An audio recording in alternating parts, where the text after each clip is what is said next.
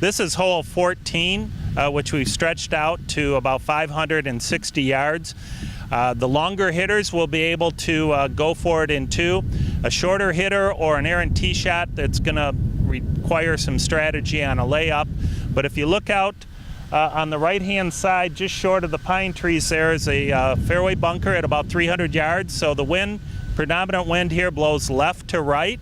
So the player is going to have to work the ball up the left side of the fairway into the landing zone. A ball that ends up to the right into the bunker or the longer rough is going to force a layup. Right now we're about 300 yards off the tee. Here's our fairway bunker on the right-hand side. You can see it's got a pretty severe slope, so if you're in the back, I don't see a player trying to hit the green in 2. It's certainly going to be a layup, but if you're in the front of the bunker here, it's going to be a lofted club to get out. And then we have another cross bunker just inside the 150 marker there that can certainly cause an issue with the layup shot.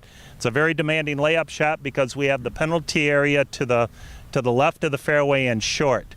But a player that drives it in here will have about 250 yards into the green. So here we are on 14 green. We do have a Sunday hole location. It's back left on our top shelf. And as I explained on the approach shot from about 250 yards, a longer player that goes for the green in 2 probably will land maybe a quarter of the green onto the green, a third of the green on. The ball should release up onto the top.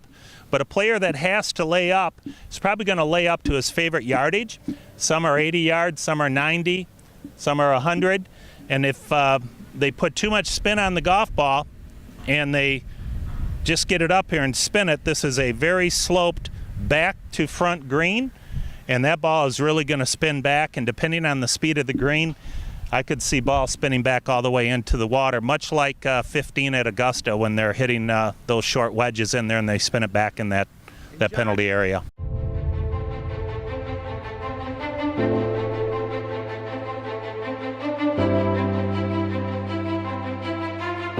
So here we are on 17. And this is an exciting time because people love to see birdies, they love to see eagles, they love to see people making charges, and this is an opportunity now for a player that's in contention, a big hitter, to maybe pick up an eagle here, certainly a birdie. Another 560-yard, maybe 570 par 5, depending on where they play the tee the last day. A couple fairway bunkers that they have to avoid, and again, our prevailing wind is left to right, so a ball that's missed to the right, a player probably is not going to be able to get to it in 2. The left side, you got a little bit better chance to roll it down there pretty close, but a ball in a fairway here, they'll certainly give it a go. And I look for some threes here on Sunday. So here we are about 300 off the tee. We got about 270 in to the 17th green. Looks like a middle right hole location.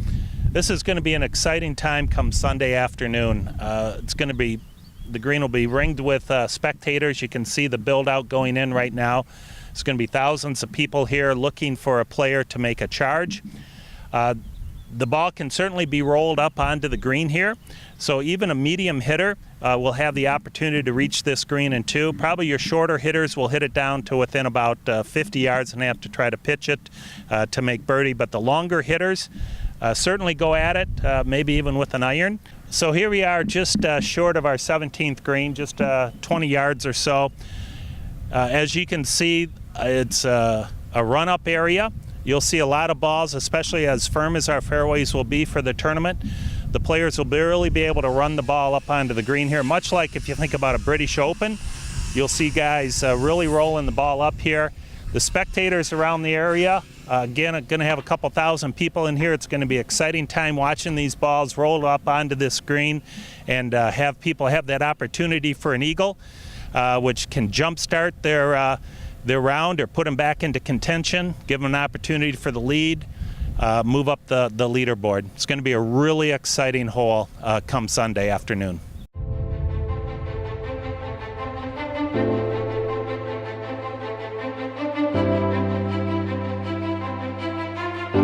We're on 18 North. This will be the last hole of the tournament. I really feel this has an opportunity to become one of the best finishing holes on the PGA Tour.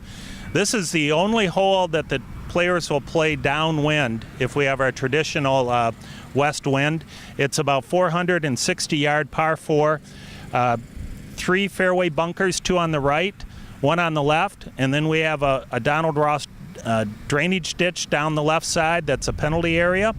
The players are going to really have to use good strategy here off the tee.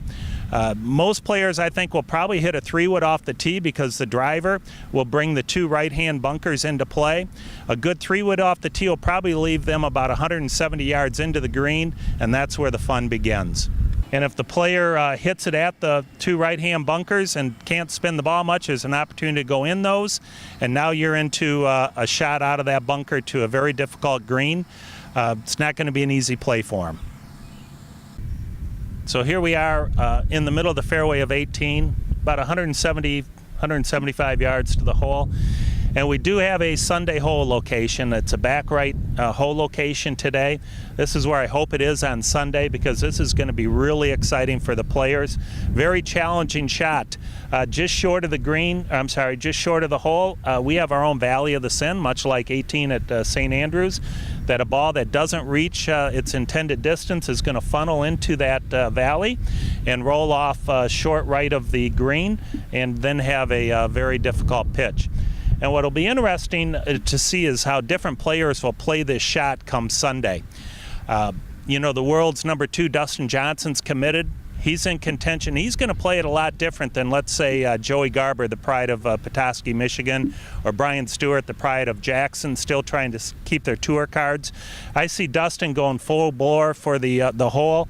He'd probably hit a downwind today, probably a 7 or an 8 iron.